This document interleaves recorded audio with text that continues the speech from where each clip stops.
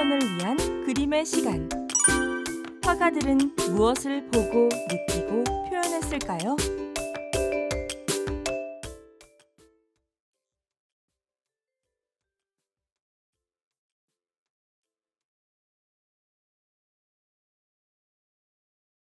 첫 번째, 화가의 시선. 빛, 인상. 모네, 인상, 해돋이.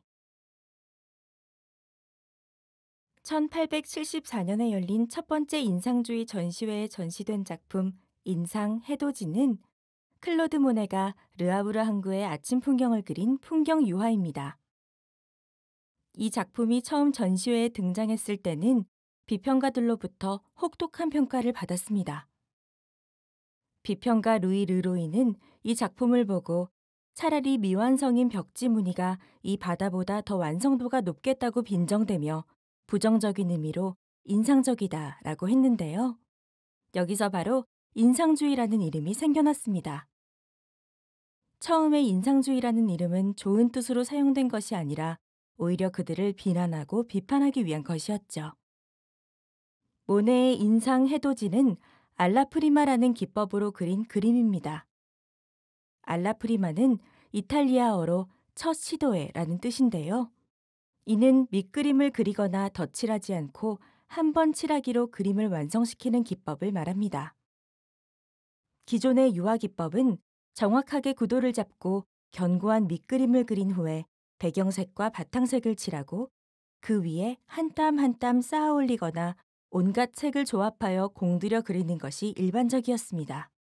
하지만 현재 인상주의 화가라 불리는 몇몇 작가들은 대기의 변화와 노을이 지는 한순간을 빠른 분놀림으로 화폭에 담고자 했던 것이죠. 시대는 바뀌었고 새로운 형식의 그림을 그리는 이 젊은 화가들은 프랑스 화단에서 인상주의 작가라 불리며 가장 큰 이슈를 몰고 다니는 화가가 됐습니다. 모네, 수련.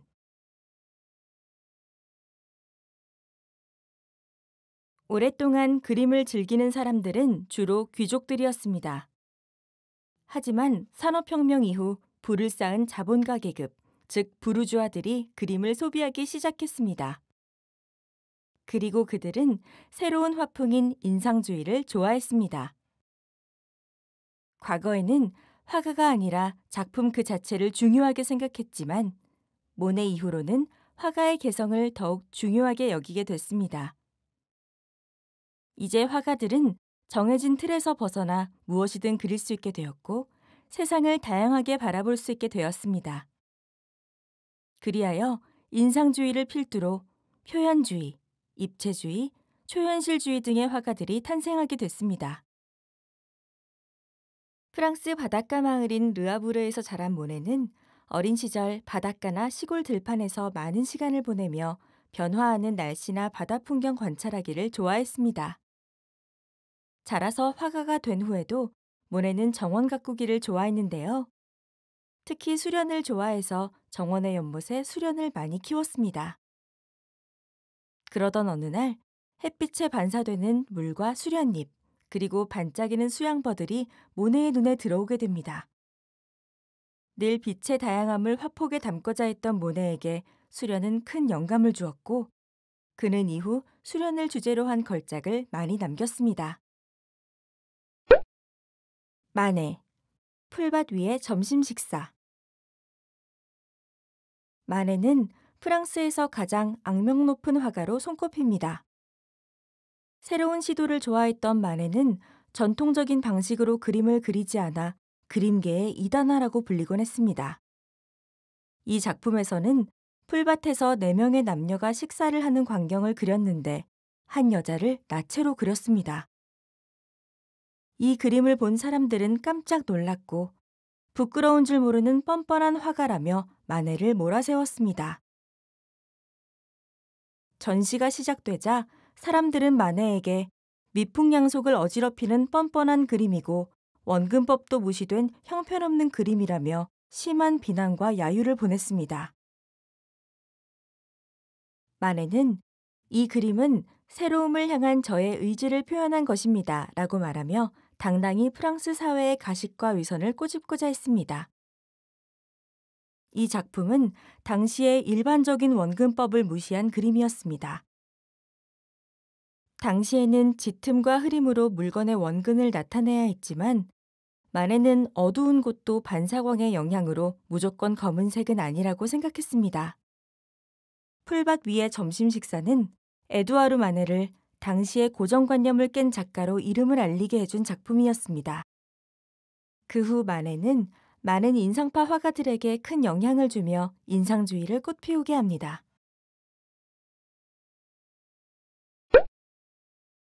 쇠라, 그랑드 자트 섬의 일요일 오후.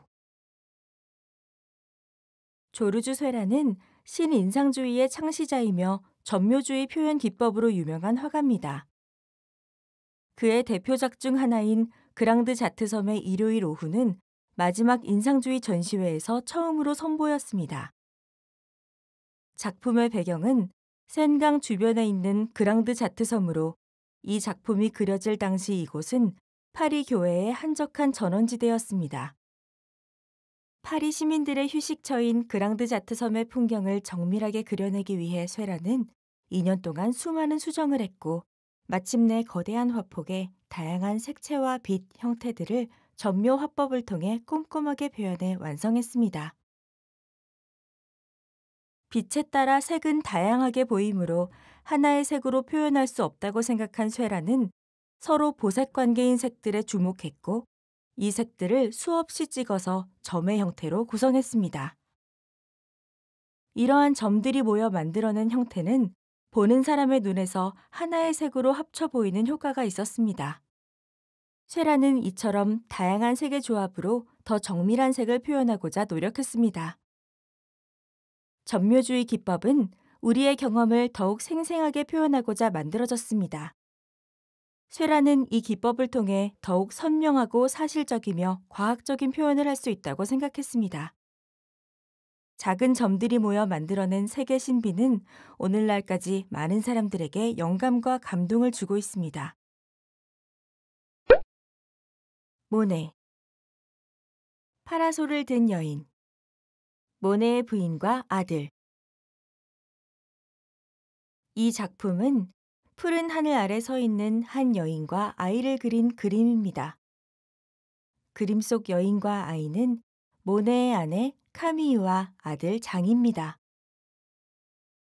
모네는 카미유를 보고 사랑에 빠졌지만 집안의 반대가 심했습니다. 그러나 모네는 반대를 무릅쓰고 결혼을 했고 아내와 함께 아르장테유 지역으로 떠납니다.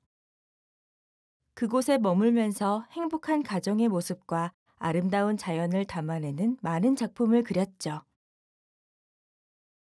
이 그림은 인물들이 중심에 있지만 풍경화에 가깝습니다. 인물의 표정이나 세부적인 모습을 묘사한 게 아니라 푸른 하늘과 내리쬐는 햇빛, 그리고 바람을 담으려 했기 때문입니다. 아마도 가족과의 오붓한 산책길에서 영감을 받아 그 장면을 담아내려 했을 것입니다. 바람에 옷자락을 흩날리며 돌아보는 아내의 모습이 생생하게 전달되는 듯합니다. 모네는 일반적으로 알려진 색을 사용하기보다 빛에 따라 다르게 보이는 색을 생동감 있게 사용했습니다. 역광으로 배치된 인물을 담기 위해 양산의 색을 어두운 녹색으로, 흰 드레스를 푸른 빛이 도는 색으로 표현한 것이 인상적입니다. 마네, 보트의 아뜰리에에서 그림을 그리는 모네.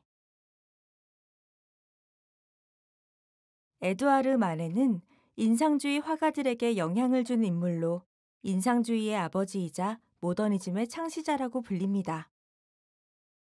그러나 당시에는 모네 고흐에 비해 세상에 널리 이름을 알리지는 못했습니다. 이 작품은 같은 시대를 살았던 화가 모네를 그린 그림입니다. 모네는 중고배를 개조하여 물에 떠 있는 화실로 사용했습니다.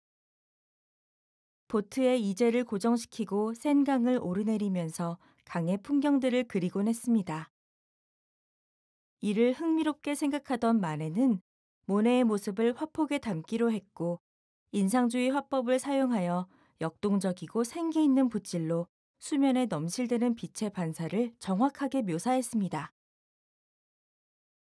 마네가 평소 친동생처럼 여겼던 모네의 작업 장면을 그린 이 그림은 마네가 처음으로 야외에서 그린 그림이라는 데 의미가 있습니다.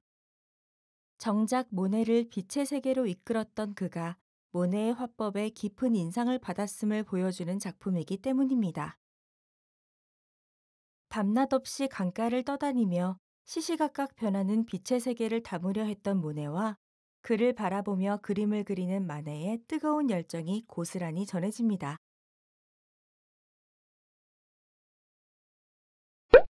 마네, 피리 부는 소년.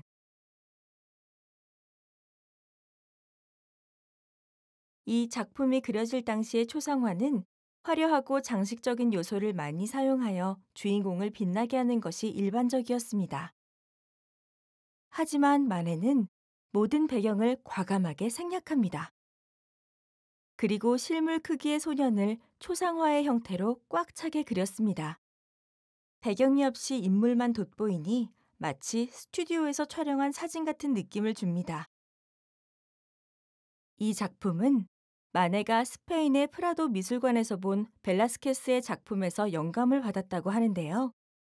너무도 파격적이었던 이러한 붓터치 기법이 당시에는 인정받지 못해 살롱전에서 낙선했지만 지금은 프랑스 오르세 미술관을 대표하는 작품이 됐습니다. 그림 속 소년은 프랑스 근위대의 고적대 소년병입니다. 허리에 금빛 피리통을 차고 두 손으로 30cm 길이의 검은색 피리를 연주하고 있습니다.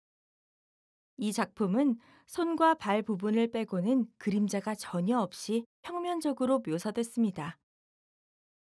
화려한 배경을 넣지 않고 평평하게 인물을 묘사해도 살아있는 듯 생생하게 보이는 것이 이 그림의 큰 특징입니다.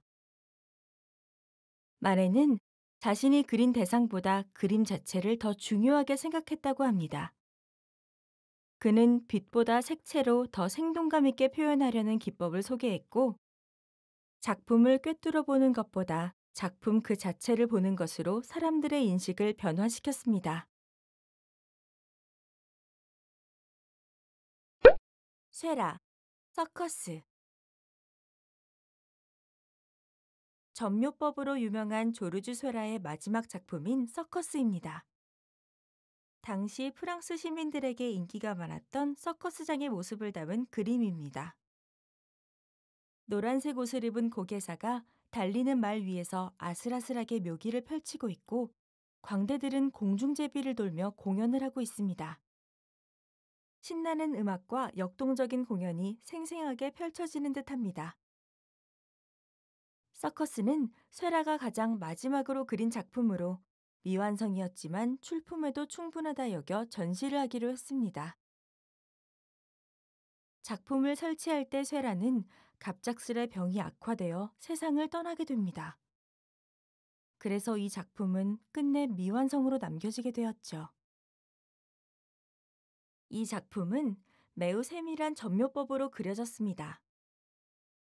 특히 자연의 빛을 담으려 했던 기존의 전묘법에서 벗어나 붉은색, 파란색, 노란색을 사용하여 인공적인 조명을 담으려 한 것이 특징입니다. 또한 이전에는 휴식을 즐기고 있는 사람들을 정적으로 그렸지만 이 작품에서는 시민들의 일상적인 모습을 역동적으로 그렸습니다.